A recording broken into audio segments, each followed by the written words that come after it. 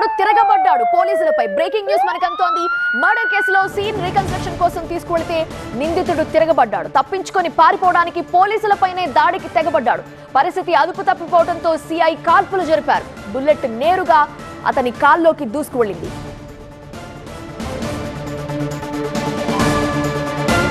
అనంతపురం జిల్లా యాడికి మండలం కోనుపులపాడులో 5 ఏళ్ల బాలుడు హేమచంద్ర హత్య కేసులో నిందితుడు నిన్న రాత్రి పోలీసుల నుంచి తప్పించుకోబోయాడు.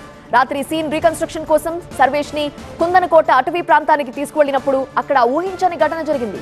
అటవీ ప్రాంతంలో తనకు కనిపించిన బీర్ బాటిల్ తీసుకుని పోలీసులపై దాడి చేశాడు సర్వేష్.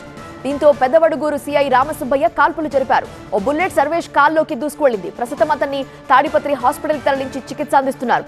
సర్వేష్ దాడిలో సిఐకి కూడా గాయమైంది. ఆయనకు కూడా ట్రీట్మెంట్ జరుగుతోంది.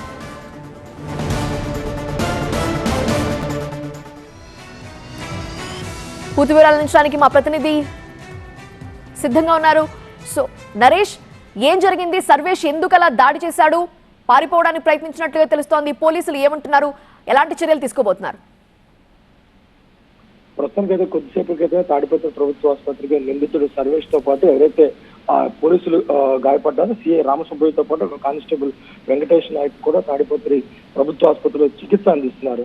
ఎప్పుడైతే ఆ బాలుడు హేమచంద్ర హత్య అనంతరం సీన్ రీకన్స్ట్రక్షన్ లో భాగంగా నిందితుడు సర్వేష్ ను నిన్న అర్ధరాత్రి దాటిన తర్వాత ఎక్కడ కుందనకోట అటవీ ప్రాంతంలో కొండపై తీసుకెళ్లి చంపి బండరాళ్ల మధ్య పడేసాడు. ఆ ప్రదేశానికి తీసుకెళ్తున్న క్రమంలో కొండ ఎక్కుతుండగానే కొంత దూరం వెళ్ళిన తర్వాత నిందితుడు సర్వేష్ పోలీసులపై తిరగబడ్డట్లుగా తెలుస్తుంది. అక్కడ ఒక పాత బీర్ బాటిల్ తీసుకుని సిఐ రామసుబ్బయ్య మీద, అదేవిధంగా పక్కనే పట్టుకుని ఉన్నటువంటి మరొక కానిస్టేబుల్ వెంకటేష్ నాయక్ మీద కూడా దాడి చేసినట్టుగా తెలుస్తుంది. ఎందుకంటే సిఐ ఎడం చేతికి, అదేవిధంగా కానిస్టేబుల్ ఎడం చేతికి కూడా గాయాలయ్యాయి. అయితే ఒక్కసారిగా ఈ ఘటనతో పోలీసులు ఉలిక్కిపడి అప్రమత్తమై గాల్లో కాల్పులు జరిపిన రామసుబ్బయ్య ఎంతసేపటికి కూడా కంట్రోల్ కాకపోవడంతో అతను వెనక్కి తగ్గకపోవడంతో తప్పని పరిస్థితుల్లోనే అతని కాలుపై కాల్పులు జరిపారు. ప్రస్తుతం అతని కుడి కాలుకి బుల్లెట్ గాయమైంది.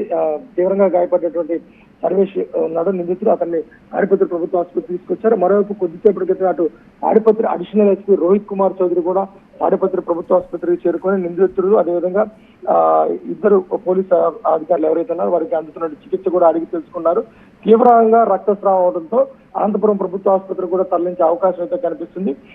అపంశుభం తెలియని ముక్కుపచ్చలారనే 5 ఏళ్ల బాలుడు స్వయంగా బావమరిది అయినటువంటి హేమచంద్రను అతి దారుణంగా సర్వేష్ హత్య చేయడం పట్ల సొంత కుటుంబ సభ్యులు కూడా తీవ్ర ఆగ్రహంతో ఉన్నారు. నిన్న భార్య మాట్లాడుతూ తనకు మొగుడే వద్దు, మొగుడు అక్కర్లేదు, తన తమ్ముడిని ఏ విధంగా అయితే చంపారో అలాగే తన భర్తను కూడా చంపాలి, అతను కాల్చి పారాయనట్టు కూడా కుటుంబ సభ్యులు కూడా చెప్పిన నేపథ్యంలో ఈ ఘటన చోటు చేసుకోవడం అత్యంత సంచలనంగా మారిందని చెప్పుకోవాలి.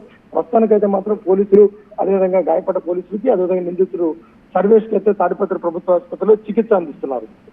Right Naresh, thank you for joining.